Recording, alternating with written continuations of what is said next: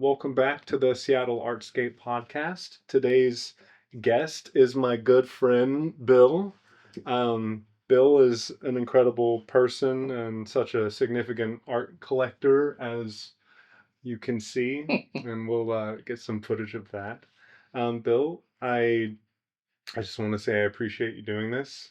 Um, My pleasure. I love our late night conversations about art and theater, movies, music, so much. So I'm really glad to be here with you and learn more about you, and hopefully other people can learn more about you as Cool. well. Yeah. And might I add, our late night conversations are on the phone. Yeah, yeah. One of the very few people in my life that loves to talk on the phone as much as I do. Yeah. My one of my best friends, Dakota, he and I have been best friends since 8th grade, and when I moved away, he's just someone that he loves talking on the phone, and it kind of goes back into how I feel like society, like people are sort of drifting away and distancing themselves. And I think lately I so much have been romanticizing about connecting with a more genuine sense of myself and being an artist, kind of at this point of having so much accessible Hmm. and reducing that in some way. So trying to stay off social media, or if it's late and I want to draw, I'll light a candle and draw next to the candle. Sure. Um, but yeah, so Bill, can you take me back to the very beginning? Where were you born?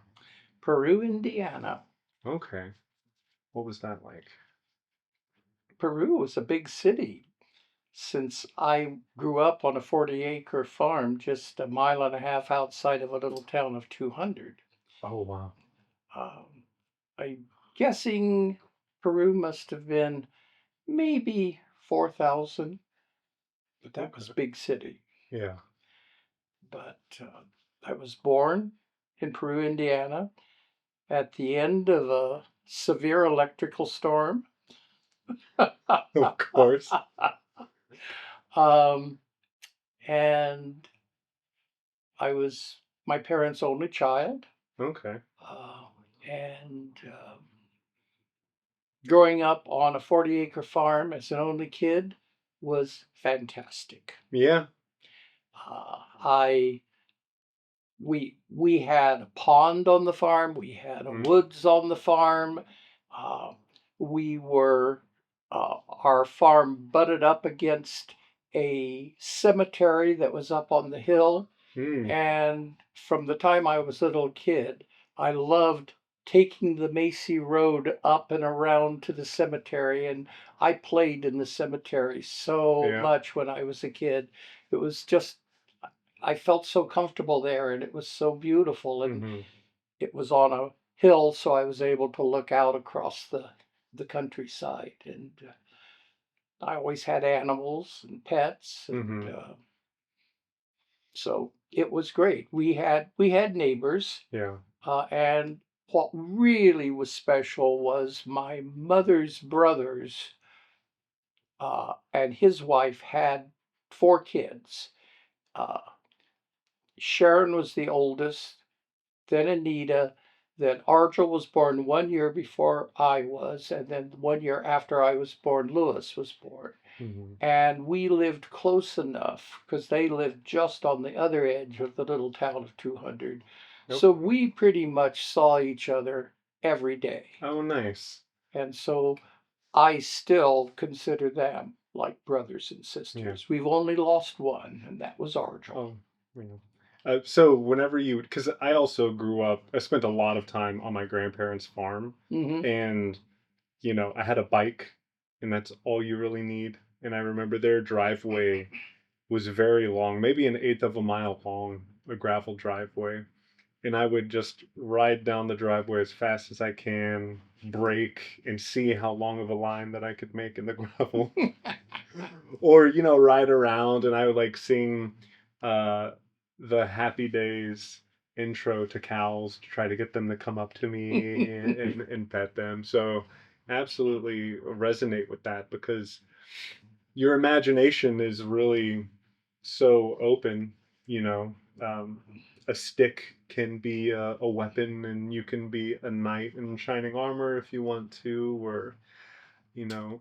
The other really amazing thing of my growing up in rural Indiana was my love of film, which is Mm, so strong, started when I was a little kid because in the little town of Macy during nice weather, so that would be like uh, late spring all the way through early fall, mm-hmm. the little town of Macy had free shows that the merchants sponsored, and they so I saw two movies every week there. Oh, wow. And then the little lake resort town about 15-minute drive from where I lived, on Sundays they showed a free movie. So Okay. I grew up seeing three films every week Oh, wow. during good weather. And then Sharon, the oldest of the kids I was telling you about that were my cousins,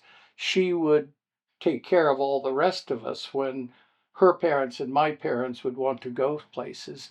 And normally, when she took care of us, we'd all get dropped off at a movie theater and Oh, we'd see a awesome. film. So I grew up like film was like so important then and it Yeah. still is today.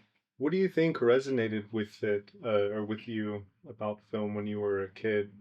Because you said you were born 1944. 44? What movies were coming out? Do you remember? Like the first movie you saw? I don't remember the No. first movie I saw. Uh,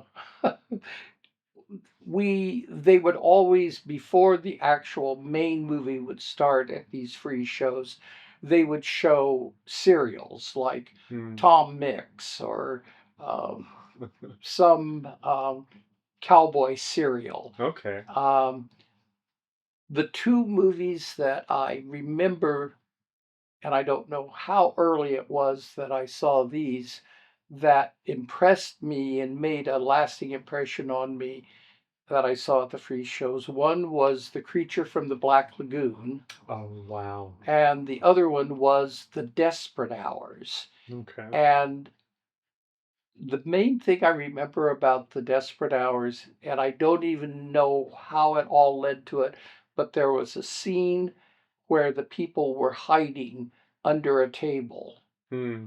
And then as a kid, I guess maybe I took that image and I loved to get underneath our dining room table or our Yeah. kitchen table and imagine that was my house. Oh, And wow.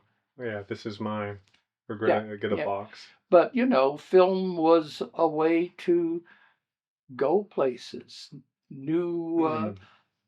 adventures. And after every free show, then I would spend the next few days until the next free show play acting by myself Hmm. the film that I had just seen.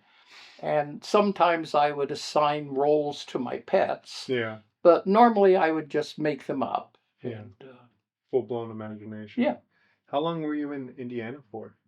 I lived in Indiana until 1969. Okay. So throughout high school, is that getting into college for Yep, you? I graduated from college in 66. What did you go to college for? What did I go to college for? Mm-hmm. I had a double major in speech and theater and a minor Okay. in English. Okay. What did you want to do with those? I wanted to teach. Yeah. My uh, Aunt Hazel and Uncle Scott, uh, my mother's brother, Mm-hmm. and again, this family I've been talking about, they were both teachers. And it just seemed like that was a profession that I respected watching them, and it seemed like what I wanted to do. I had initially thought that I wanted to have a degree in music and I wanted to teach band. But then Eugene Sachs appeared in my high school career, and he was the drama teacher and got me completely lost and wrapped up in theater. Oh, wow. That, one thing I feel like I can say about you without a doubt is you're so passionate and you love to share your passion. Yes, And I really enjoyed that about you. After graduating college, where did you move to? Tucson.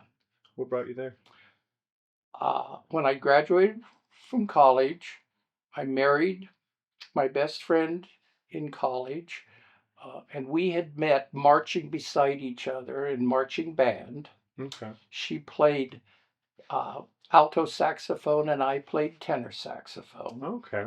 And even though from the time I was quite young, I was I was personally very aware that I was sexually attracted to men and not Mm-hmm. women. But at that point in time in Indiana, there were no role models, and it just seemed like that was something that I knew I desired, but I accepted it would never be able to happen. Mm. And so Pat and I married. We were, like I said, best friends. And she was from Rising Sun, Indiana, and her parents were both teachers.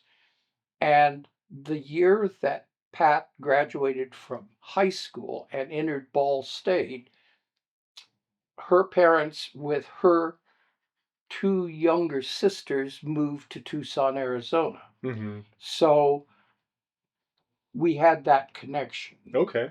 And and we both, Pat was also a teacher. She was a special education teacher. Okay. So we knew we wanted to get out of Indiana. Absolutely. And I mean, as a kid, snow days were great. As a young adult, snow days were a pain in the butt. Yeah. And we wanted a warm climate. And so we had been visiting Pat's parents in Tucson, and I absolutely fell in love with Tucson the first time I was there. Mm. And so that was our decision that uh, we would move to Tucson eventually. And you started working there and teaching in I Tucson? started teaching in Indiana Oh, really? Okay. when my mother died of a cerebral hemorrhage totally unexpectedly uh, when I was 20. So I was still in college. And at that point, my dad, who depended upon my mom for everything, just he fell apart. He couldn't do anything.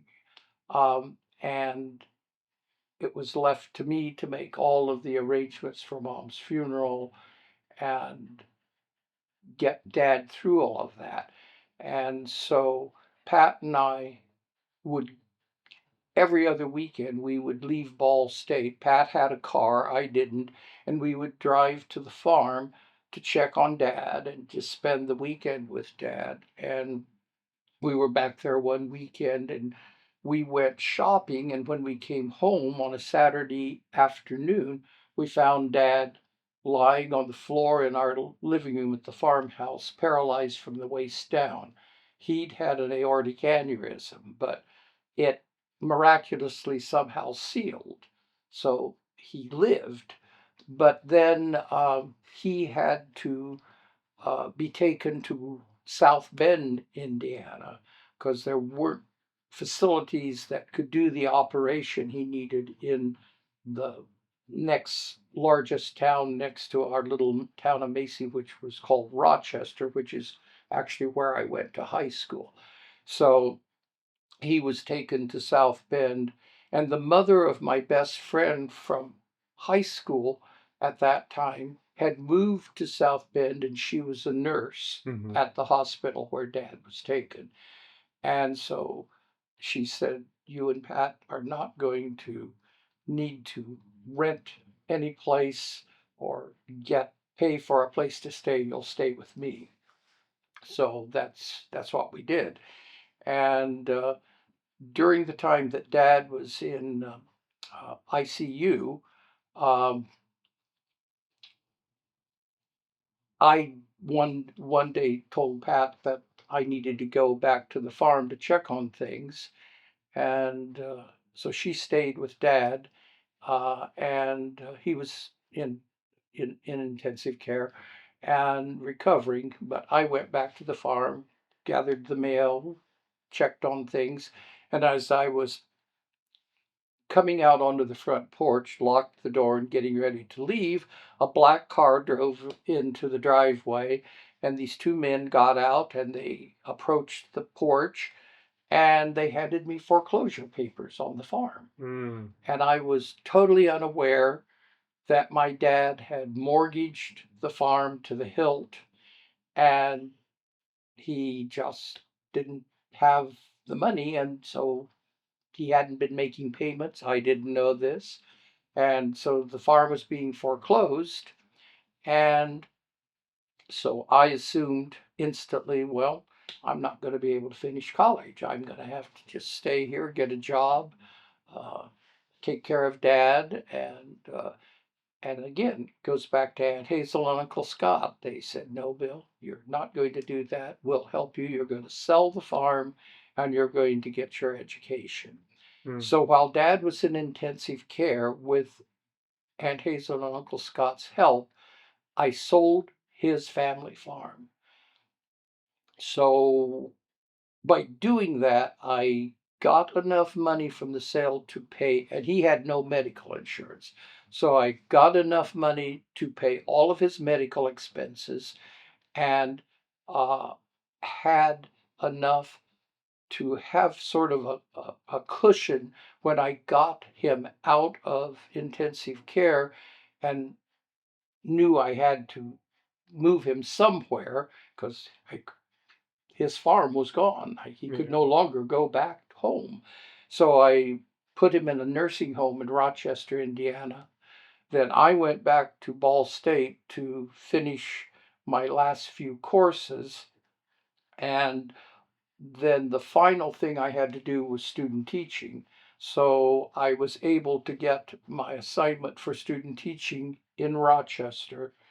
So I went back, I rented a house in Rochester, got Dad out of the nursing home, and he lived with, I took care of him and he lived with me, and he lived with Pat and I after we were married. And that was what was the deciding factor. She and I had decided we weren't going to move to Tucson until after Dad passed away. How old were you whenever that happened to him? That's the second thing. Oh, well, you said that your mom. I was 20 when Mom passed away, and when Dad passed away, I was 23. Wow, that's an incredible amount of stuff to go through in such a short time. Yeah. Do you think that your parents passing away at what I would assume is a relatively young age, do you think that motivated you to go out and explore and live your life and live a very passionate life, or do you think it wasn't really at the forefront? Mom was only 51 when she passed, and Dad was 53 when he passed, so they were both young. Yeah. I don't think that their early passing was what gave me passion. I felt passion way back when I was on the farm, running around, acting out all of those films that I saw. Another interesting story about films and how they're ingrained into my thinking. When I was in first grade, of course, in Indiana, winters could be very severe. I mean, there were many times when the snow would drift up so high that we couldn't even get out the back door of our farmhouse. And the Macy Road always ended up being just a sheet of ice. In fact, my cousins and I, we would ice skate on the road. But Christmas uh, vacation came when I was must have been in first grade. And I was on the school bus, and the school bus came down the Macy Road and stopped in front of our farmhouse. And I would have to get off the school bus, cross in front of it to go across the road to our farmhouse. And the Macy Road coming out of the little town of Macy, before you got to where our farm was, there was a hill and then the a down crest to our farm. And there was a young man who lived in Macy who drove semi trucks. Mm-hmm. And he was driving just the cab of his truck, but he was barreling down the ice covered Macy Road, and he crested the hill. And when he crested the hill, he saw the stopped school bus that I was in. Mm-hmm. And he hit the brakes, and he realized he was going to smash into the back of the school bus. So he went to the left to miss the school bus just as I came around in front to cross the road, and he hit me. Oh, wow. And I just was shot forward, spread eagle on the ice. I don't know how far I slid, but he finally got the cab of his semi truck stopped just inches before it ran over me. I mean, it was between my legs, and I was face down. But when that impact hit, and of course I didn't see it coming, I clearly to this day remember that what I saw were sprockets of empty film just rolling by in front of my eyes with this huge white light, like from a projector shining through the empty sprockets. Wow. So I would say maybe that was more the initiation of passion than the death of my parents. There you go. In moving to Tucson, where did you start teaching? You continued? Cholla High School. Okay. Which changed my life forever for the better. Cholla High School was a brand new school. Mm-hmm. 6970 was the initial opening year of the school. It was in the largest school district in Tucson, District 1, and they had purposely built the school in a location so that it would bring together the most diverse group of kids ever brought together in Tucson, racially,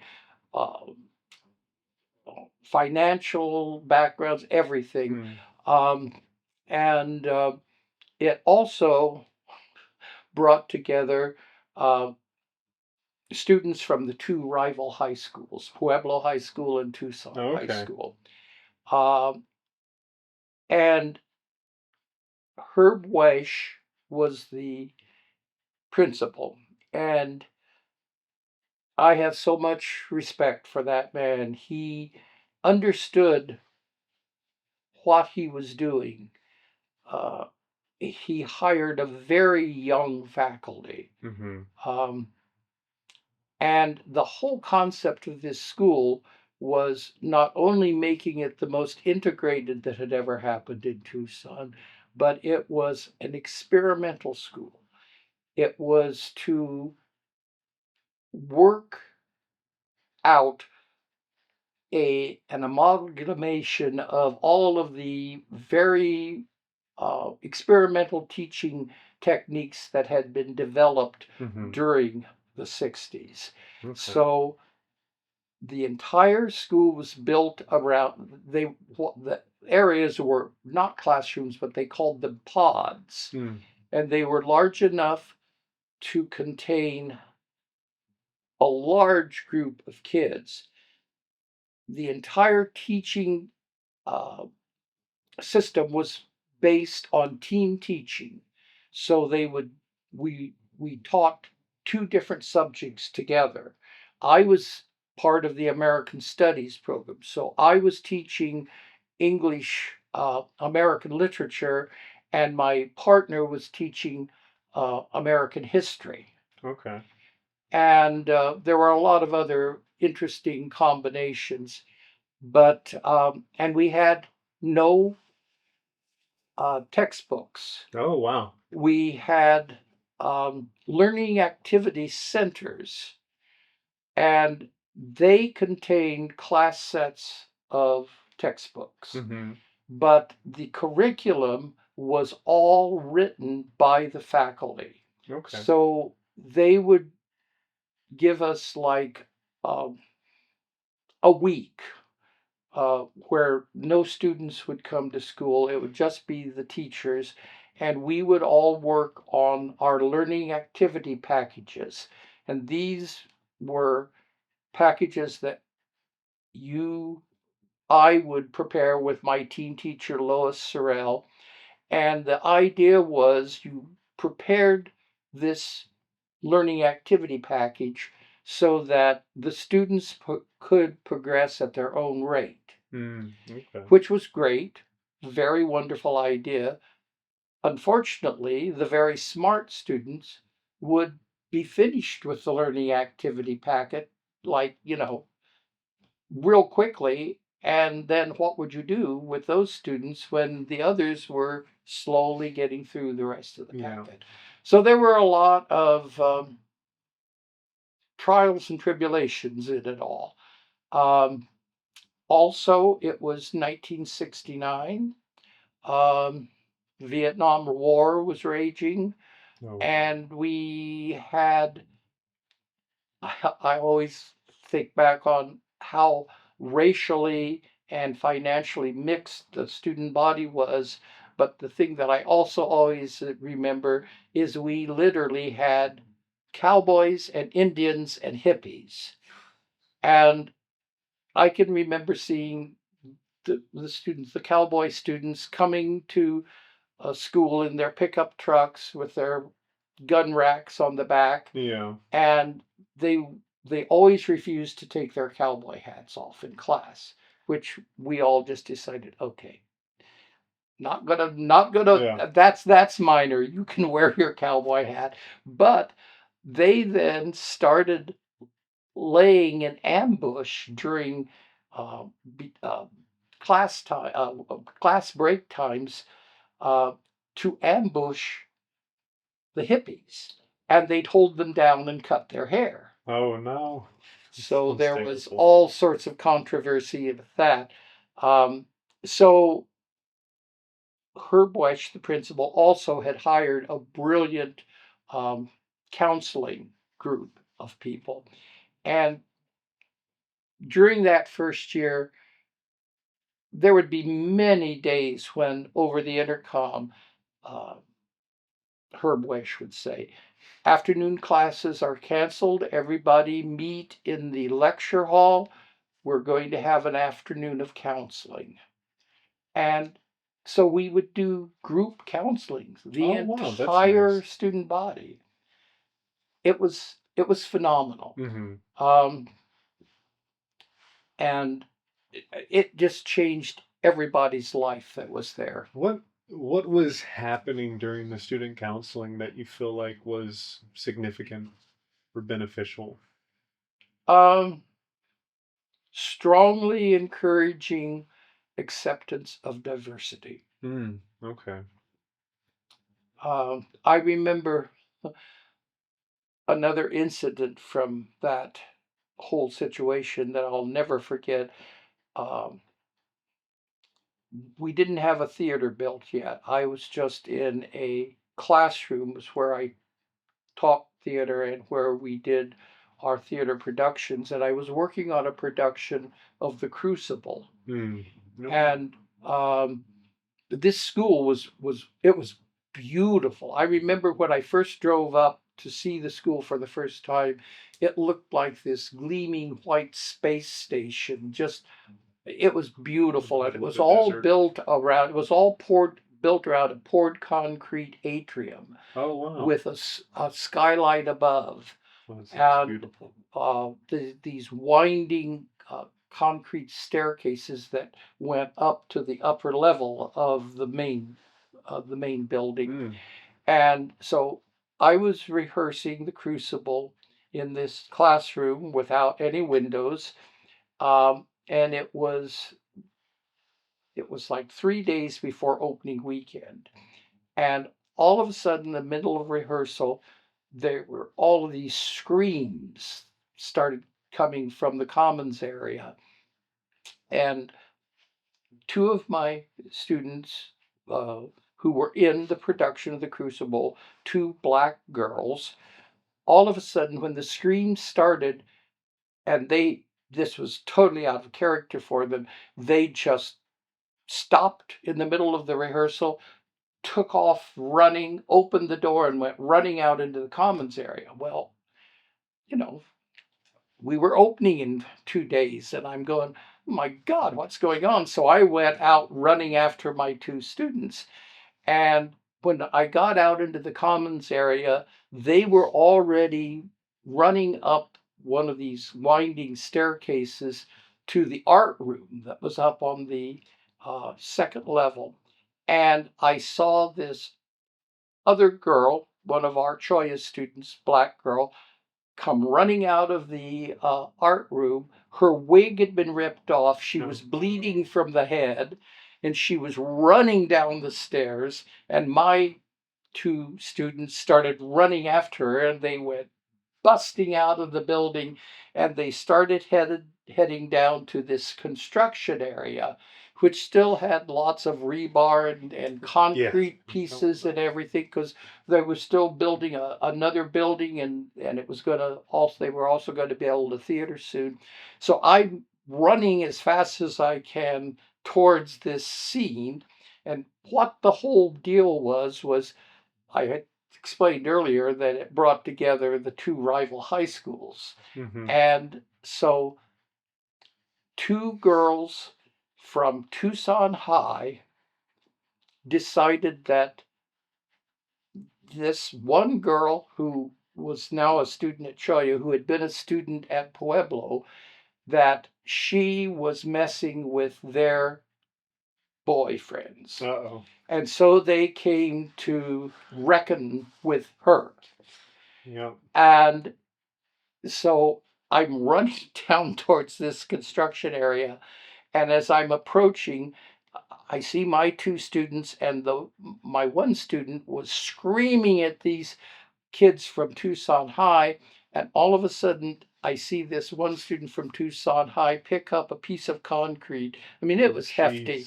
She lifted it above her head and threw it as hard as she could right at my student, and it was going to, I could tell it was going to hit her, my student, right in the head. And I mean, it probably would have killed her. Mm. And I just started running as fast as I could, and I just threw myself on my student and threw her down on the ground. And as I'm going down on the ground on top of her, I felt the piece of concrete graze my hair. Oof. It's close to fuck around and find out. Were you collecting any art at this time? Well, I started collecting when I was a kid on the farm. My first big collection were birds' nests. Oh wow. My entire bedroom was completely filled with birds' nests, and my parents kept saying, Bill, you have to get rid of those birds' nests, because they were creating, I had bugs all over my bedroom. Anyway, I refused to get rid of them, and then one day I went to visit my cousins. Yeah, come back. Came home, no bird's nest. No bird's nest. So then I thought, okay, well, so then I started collecting matchbooks. Oh, really? So that was my second collection. And then as I progressed into junior high, my best friend was in high school, and he had a car, and he he was already at his age an antique collector. He collected old phonographs and clocks. And so he got me interested in antiques. And on weekends, uh, he would pick me up and we'd go around to farm sales. And also at that point in time in Indiana, a lot of antique dealers had their shops in their homes. And uh, on weekends, they would prepare treats, cookies, things, little finger food, and then they'd have, depending upon the weather, warm beverages or iced tea or lemonade in the summer and all. And so he and I would travel around on the weekend and we became friends with all of these antique dealers. And I started collecting antiques. And I mean, everything that we had in our home was all Victorian. Oh, wow. And so that was what I started collecting, was Victorian items. But then I just kind of moved through all the different time periods until I finally landed upon mid-century modern, which I suddenly realized, okay, that's where my heart is. So that was what I started really seriously collecting then, and still to this day, all of my furniture here is mid-century modern. But the first piece of serious fine art that I collected was in Tucson the year after the encounter in the construction The zone. concrete incident. Right. And I bought an incredible drawing, which was what started my fine art collection. Yeah. And I still own the drawing. When did you start collecting Blenko glass? Oh, okay. That was once I had, uh,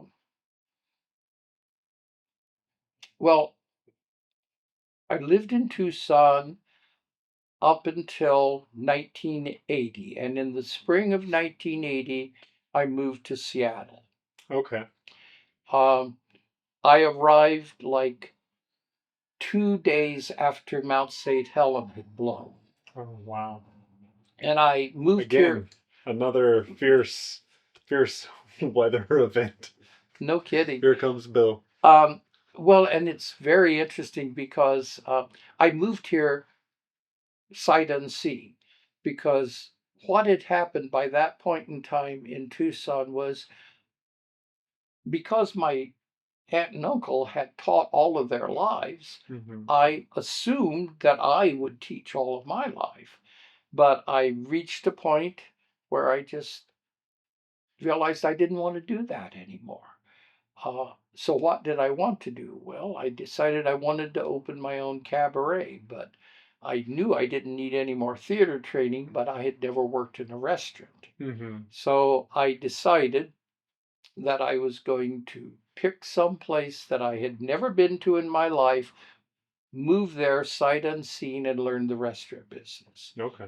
And I picked Seattle because of the Space Needle. Yeah. Because I was really, I was collecting, my big collection at that point in time was World's Fair items from all the different World's Fairs. Oh, wow. And 62 and 39 New York were the two fairs that I was most interested in.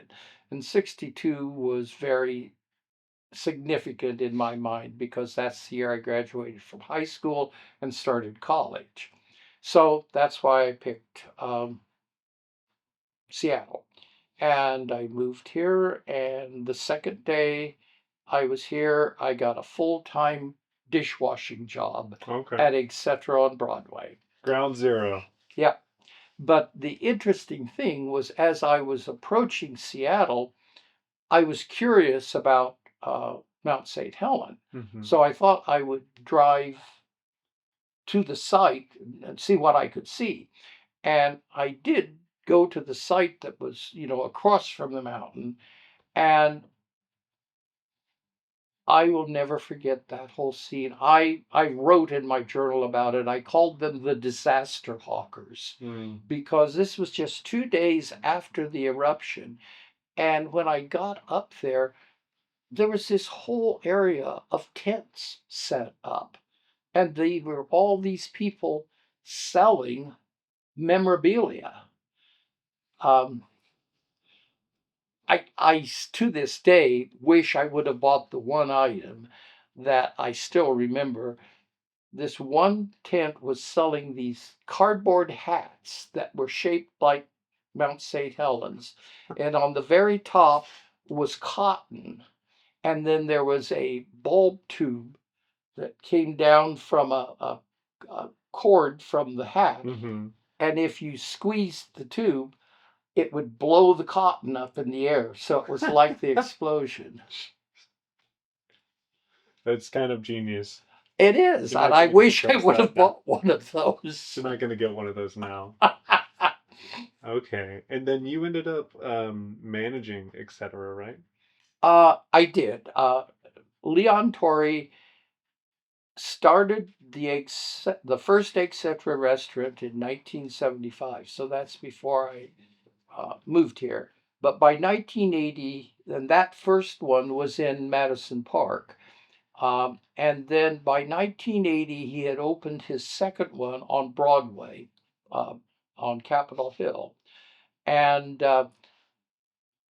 I so I got a job there. Um, that's where I got my dishwashing job. So I stayed in Seattle for about 5 years, and then in 1985 I moved back to Tucson. Wasn't quite sure why. I woke up one morning and it was like, I think I need to move back to Tucson. And I'm thinking, why would I want to move back to Tucson? I love it here. But I've always felt that it's important that I listen to my inner voice. So I thought, well, I'm going to go back for a visit. And I went back for a visit, had not seen my wife, Pat, for like a number of years. Well, anyway, Pat and I ended up divorcing, which was a relief to her because she thought all of our sex problems were her fault, not mine. Yeah. So, long story short, we remained best friends even after we divorced. And after we divorced, she married my best friend from college. And all of us remained really super close friends. They had a daughter named Chandra, which she's still a very close friend of mine. Anyway, Pat had gotten us an assignment for 2 years, I think it was, to teach special ed in London. And so she wasn't even in Tucson when I moved to Seattle in 1980. Yeah. So I hadn't seen her for a very long time. And so I moved back, wasn't quite sure why am I moving back to Tucson. And so I had learned the restaurant business and I felt like I was ready to open a cabaret.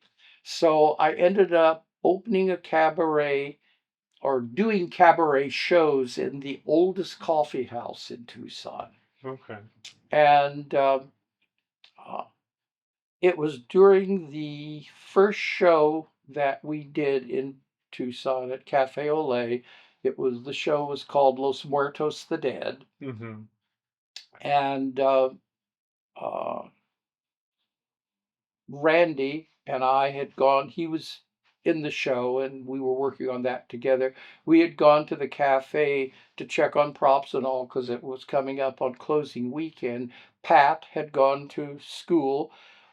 She was still teaching special ed in an elementary school. And Randy got a call at the cafe saying that Pat was in the hospital. Mm. And Pat had a cerebral hemorrhage, the very same way my mom died.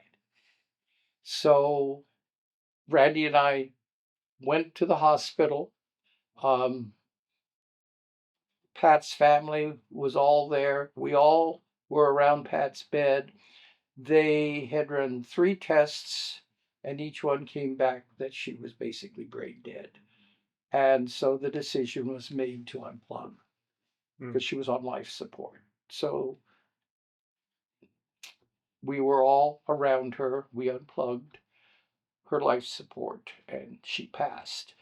And then Randy and I went out into the hallway at the hospital, and we had a big decision to make because it was coming up on closing weekend of our cabaret show. And so we both looked at each other. What do we do? Do we cancel the closing weekend or do we go forward? And we decided, nope, we do it. Show must go on. And there were a lot of friends and some of Pat's family who were not happy about that decision. But that closing weekend became like this unbelievable memorial to Pat. The crowds to the show were so large that there were people standing outside on the sidewalk just so they could be near. Yeah. So that entire closing weekend became like a memorial. Oh, that's incredible. And what brought you back to Seattle? Well, I started, after that happened, it became very clear to me, okay, good thing I listened to that inner voice. That is the reason I needed to go back to Tucson. Yeah. Because I had a wonderful full year of just incredible experiences and fun being with Pat, doing things with Pat, and getting to know their daughter Chandra and all. So I, by that point in time, I had been hired by a parochial school in Tucson because they wanted to start a theater program. And they contacted District 1, and District 1 said, well, Bill Agle was a really good theater teacher in the district, so we would recommend him. So all of a sudden, I was teaching high school theater again. Okay. Which was very exciting at the beginning. And by the end of the first year, they wanted to give me a full-time contract. Oh, wow. Where was it? It was on the edge of Tucson. Oh, okay. Yeah. It was called St. Gregory. All right. And when I thought about, and it was going to be a good salary, and I thought about it, and I thought, I already came to this decision in my life, realizing I didn't want to teach high school theater anymore. So I realized clearly what had drawn me back to Tucson. I was there for the final year of Pat's life. So I kept thinking about Tucson. I'm about Seattle. So I decided it's time to move back to Seattle. So I moved back to Seattle in the spring of '89. Okay. And did you get your job back at Etc.? I did. Right. Really? I needed a job, and by that point in time, they were needing a host. And so Leon Torrey, the owner of the restaurant, when I contacted him, I said, Leon, I'm coming back to Tucson. Do you have any work for me? He said, oh, yes, you can start right away. Oh, good. So I started hosting, and I met this person who was working at Etc. that I had never met before, named Jonathan Harris. And he was from Indiana. Oh, cool. And all of a sudden, we started realizing our connections. And he was a theater person. He had majored in theater. And so he and I decided, let's open a cabaret at Etc. And we talked with Leon about it. Leon wasn't quite sure, although he had his business was basically breakfast lunch, and he had started trying to be open at night for dinner, and it was kind of being a slow start. Yeah. And so Jonathan and I convinced Leon, if we start a cabaret and we do cabaret shows on weekends, that's going to help build your dinner business. Yeah. And so at that point in time, Leon thought that was a good idea. He was planning within 2 years to expand the restaurant size wise. And so we figured, that would just expand our cabaret. But anyway, so we started a cabaret. And Jonathan and I wanted to class it up. Mm-hmm. And we thought, well, what are we going to call this cabaret? So Leon's last name was Torrey, Mm-hmm. and the restaurant was on Broadway. So Jonathan and I came up with this great idea. Let's call it Torrey's on Broadway. Oh, nice. And classy, really good. So we sent out publicity announcements. We did table tents. We had them on all the tables. Everybody was completely confused. All the customers kept coming in. Well, now, where is this new restaurant going to be? And we're going, oh my God, it's going to be right here. Don't you get it? Nobody could quite wrap their minds around what we really were trying to do. So I was not drinking at that point in time. But Jonathan and I and a bunch of friends ended up one evening at Jonathan's boyfriend's apartment here in Seattle, and we all got really stoned. And somebody, in the midst of us all just being very altered, said, you should just call it cabaret. Yeah. Oh, cabaret. And we all cracked up. We all just started laughing, and then finally the laughter died down, and we all kind of looked at each other and went, cabaret. That's brilliant. So we sent out new press releases, we did new table tents, and everybody got it. It's a great transition. I thought at first when you were telling me about it, it was etc., not eggs-cetera. No. That's wonderful. What was the first show like? It's interesting because I thought you might ask me about this, and I was trying to think what it was called, and I have not been able to come up with the title of our first show. But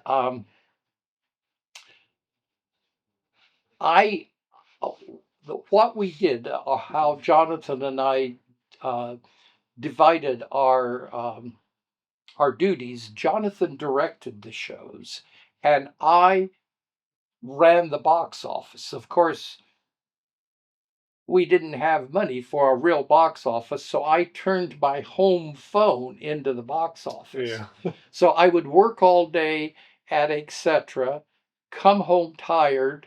I was living in the U District at the time, and on my answering machine would be like all these reservations. So then I would spend a good amount of time in the evening calling everybody back, because I was determined that the way we could really make this a special place was if people who came to the cabaret felt a very personal Yeah. connection. Community. So when I would confirm reservations, I would always make sure to get the first name of one member of the party. And we had a few two tops, in other words, tables for two people, but most of the tables in the restaurant for the cabaret were community tables. Okay. So I would then, when people would arrive on the weekend night for the cabaret, I would be the maitre d'. I would greet them. I would say, okay, now who's Jerry? Oh, Jerry, hi. Yeah, we talked on the phone. So, hey, come on over here. You're going to be sitting. Oh, and Jerry, this is Joe. And I would introduce people. And out of all of that, two different people met and ended up getting married Oh wow, over the 3 years. that's awesome. So did But that? anyway, back to that first show you asked me about. Um, Jonathan, I I can vaguely remember some of the songs that were in it, but Jonathan, it had some weird name, but it was trying to bridge the crazy gap of why we were calling it cabarets. Hmm. And I remember that in the opening number, Jonathan had designed these egg hats. So the whole cast was wearing eggs on their heads. That's And great. they were, all of them were a little like, okay, well, I'm glad you're paying us because we're going to be like performing with egg hats on. Yeah. Anyway, but the three shows that were major hits and that I remember so well. One was called The Traveler Heart, and it was uh, turn of the century folk music. And then my all time favorite was called I'm a Stranger Here Myself, and it Hmm. was all the music of Kurt Weill. Okay. And then the very last show that we did, which it was insanely popular. It was an all female cast, and it was called Her Story, and Hmm. it was like a very feminist oriented show. Yeah. Um, don't want to keep you too much longer, but I really wanted to talk about your Blanco glass collection because I know you ended up donating it to the museum, right? No, no, no, no, Oh no? no, no, no. Um, I have donated some pieces, Oh, okay. um, like um, to the Cooper Hewitt Museum. Oh, Um, okay. but in 2001, I decided that I wanted to open a museum, Hmm. and because I had from the time I started collecting. Oh, and you asked me what got me started. I was now this is the second time I'm back in Seattle. This is during the cabarets era, and again I was still collecting World's Fair items and Hmm. antiques, and I my one of my favorite shops was called Cloud Nine, and it was on Okay. Roosevelt. And I drove by one day and I saw that turquoise decanter in the window on Oh, the okay. windowsill, and I thought, wow, that's so cool. What is that? And I went in. I think it was like $25, maybe less. And I thought it was so cool, so I bought it, and it had a sticker on it, Blenko. And I thought, what's Blenko? So I did one of Bill's deep dives and started seeing what I could find out about it. Um, At that point in time, there was only one book written about it. So and it was not very inclusive. So I contacted the Blanco company and asked if I could come and meet Rick Blanco, who was running the company at that point in time. And so he made an appointment with me, and I flew to Milton, West Virginia, met with Rick. And at that point, Rick said, well, I'm glad you're so interested. And I said, well, I'm wondering if I could look through your catalogs. And he said, well, nothing's organized. They're all in boxes in the office. And I said, well, if I were to come back, would you let me organize them for you? And for doing that, could I photocopy all of them for my own use? And he was fine with that. In the meantime, he had said, our first in resident designer, Winslow Anderson, has moved back to Milton and is living here now, and you have to meet him. Hmm. So he called Winslow up, made arrangements, and so I drove over to Winslow's house. And this line will live with me forever. I drove up in front of Winslow's house, got out of my rental car, walked up onto the front porch. Winslow opened the door and looked at me, and he said, come in, sit wherever you feel balanced. Or maybe you don't feel balanced any place."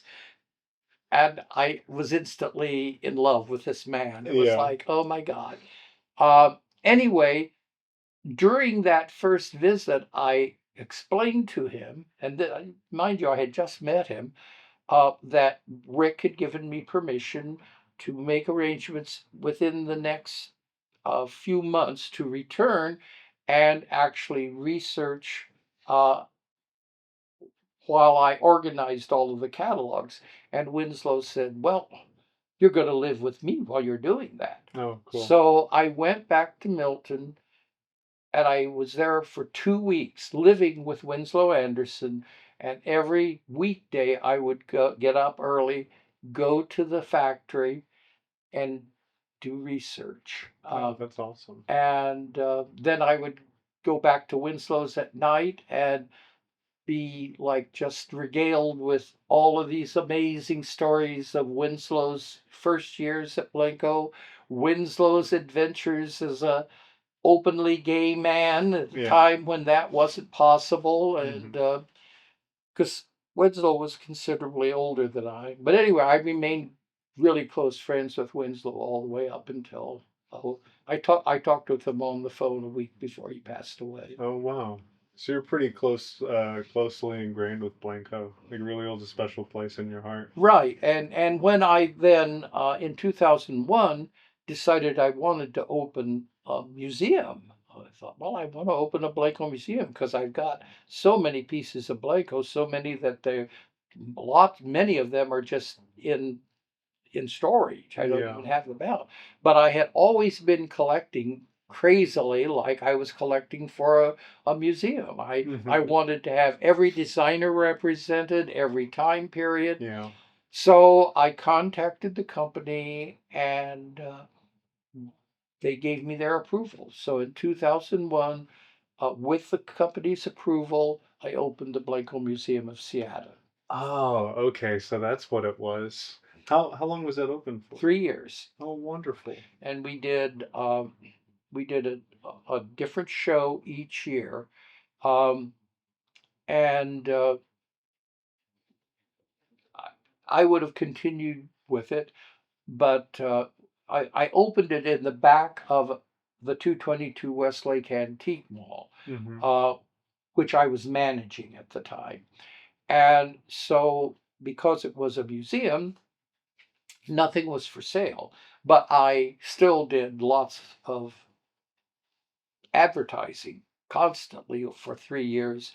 So I ended up at the end of 3 years, uh, the owners of the building decided to sell the building, and I was looking at my credit card with about $20,000 in debt, and I thought, okay, there's no way that I can reopen this someplace else Yeah. and start all over. So that was what ended the museum. Hmm. Okay. And is that around when you started collecting art from a lot of artists in this area? Um, yeah, probably. Well, it was like the second time I returned to Tucson, like in '89 when I first connected with Blanco. Um, I also started getting interested in Northwest art and started learning about a lot of the Northwest mystics, which Hmm. was like Guy Anderson and um, Morris Graves, and that whole time period really drew my interest, and I started studying and learning about them. I remember you telling me about the Mystics. Yeah, that term was uh, well, the term was actually the Northwest School, and that was a term created by, I think it was Life magazine. They did an article on Toby, Graves, Callahan, and uh, Anderson, uh, and they did this big pictorial spread in Life magazine about these four artists, and they referred to them as the Northwest School. Okay. Do you have any of your earlier pieces that you've collected in here from those days? Earlier, Like from your collection, like the 90s, early well, 2000s? now, okay, this is like, I'm going to divert here. The thing that was interesting when I was thinking about the fact that we were doing this today, I started thinking back to college when I was, collecting antiques, and I Hmm. thought, oh my God, I still have one piece that I collected when I was in college, and it's in my bedroom. It's a paper cutout of Okay. the flight into Egypt. Oh, wow. And I remember buying it in this antique shop, I think somewhere around Indianapolis, Hmm. Indiana. But on the back, it's framed and the way I bought it, but on the back cover of the cardboard that's backing it is a note written from, I don't remember their names, from one lady to another lady. And it was obvious this lady had done personally this cutout of the flight into Egypt Hmm. and gave it to this other woman as a Christmas present. Oh, wow. And it's very special piece to me. It was interesting that I suddenly realized, oh my God, that goes all the way back to college. But you're asking me about, well, I have, like, I can't, well, I've sold a lot of Northwest art that I got early on.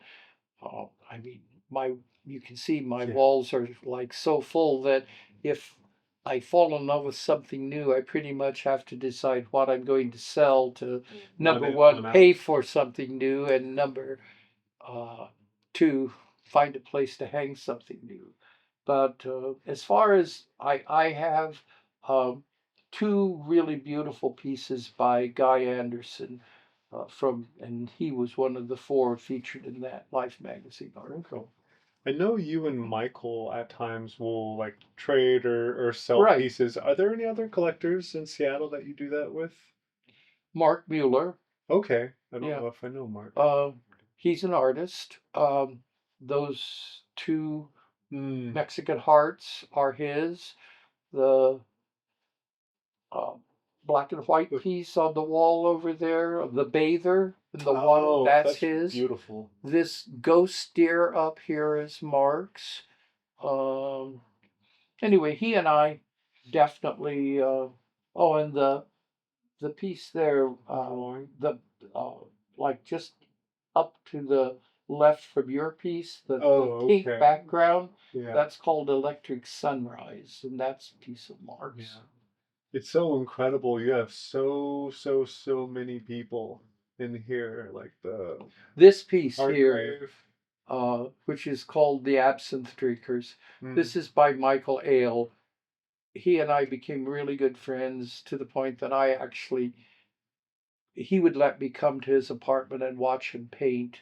Oh, Um, it was a real special connection because I've been trying to think, I can't really, I think it may have been through etc.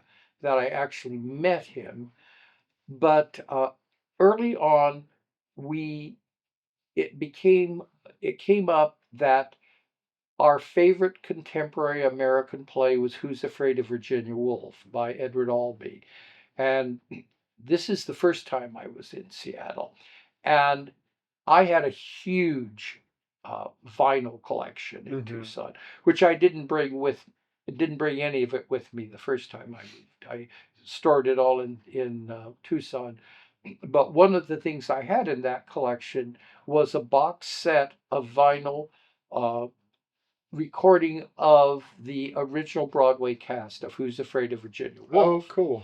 And anyway, I remember Michael and I talking about it. Came up that we both loved that play, and I explained to him, yeah, I had I have the entire play on record, but it's in Tucson. He goes, well, I have the entire play on record too.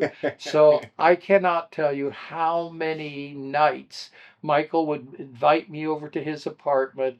He would make a fantastic spaghetti dinner, and we would, after dinner, drink ourselves kind of silly and listen to the entire original Broadway cast recording of Who's Afraid of Virginia Well, Woolf. that's wonderful. Michael, very interestingly, which someday maybe it will happen. Michael's dream always was that someday he thought that that play should be turned into an opera. Oh, cool. You know, the only musical or even play that I feel like I would want to listen to, and I think we had talked about it, maybe weren't the biggest fan, but I love Tim Burton's Sweeney Todd. Oh yeah, I love the music in it. I yep, think it's it's so beautiful. fantastic. I want to get it on vinyl at some point. Hmm. Are there any artists in Seattle that I would say you're excited to see what they're continuing to produce? I know there are so many, but are there any in particular that you have a fondness for that you would like to talk about? Well, I love Lauren Grossman's work. Yeah. And Lauren Grossman, it's very interesting because it's another Tucson Seattle connection. Lauren was born and raised in Tucson, and her father, Maurice Grossman, um,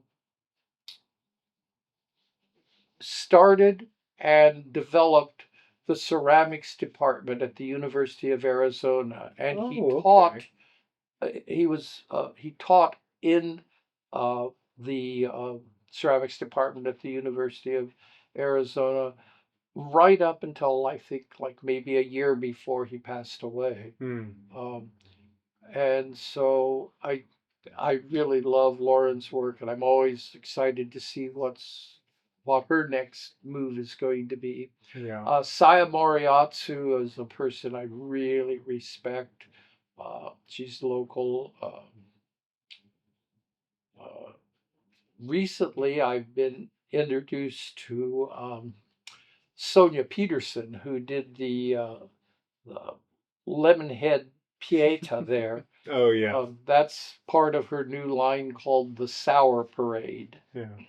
And then Deborah Brose is a very interesting local artist. She collects vintage um, ceramic figurines, cuts them apart, and reimagines them, like the penguins there that now have arms, Oh, human okay. arms. That's a creation of Deborah Brose. Yeah. Lorna, her work is so incredible, and she's one of my favorite artists here. I used to live next to her, Cool. and I would, you know, go out and bring a painting out to work on or airbrush. And then she has this massive garage Oh, wow. that's in her backyard that she said was her retirement gift to herself. Oh, lovely. And I would always, see her door open and just kind of like peek at what's going on in there. And it's what a studio. Hmm. And she invited my girlfriend and I over to have dinner with Oh, her how one lovely. night. Oh yeah. And she has this original Keith Haring jazz poster screen print that was so beautiful. Hmm. And getting to see the closet of art that she had in there, I was just like, who have I been living next to this whole time? Oh, that's so cool. She has She's a lovely human being. Oh yeah, too. and what an incredible sculptor, and Yes. such a wide range of work. Yeah. Do you know that where she learned to weld?